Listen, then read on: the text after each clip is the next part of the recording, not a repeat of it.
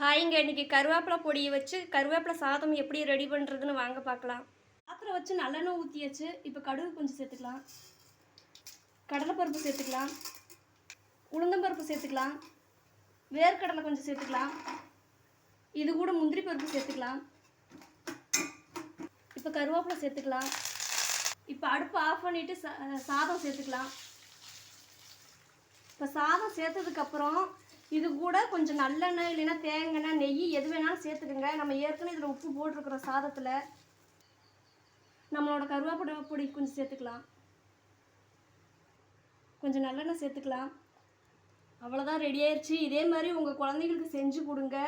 கருவேப்பிலை பிடிக்காதவங்க கூட சாப்பிட்டு வந்துடுவாங்க. மதியத்துக்கு லஞ்சு பேக் பண்ணி கொடுங்க. செம்ம டேஸ்ட்டு, செம்ம வாசனை. அவ்வளோதாங்க, ரெடி ஆயிடுச்சு. டேஸ்ட் பார்க்கலாம் எப்படி இருக்குன்னு. குட்டிகள் சாப்பிட்டு பார்த்து எப்படி இருக்குன்னு சொல்லுங்க. நல்லா இருக்குமா? இதே மாதிரி உங்க குழந்தைங்களுக்கும் செஞ்சு தாங்க.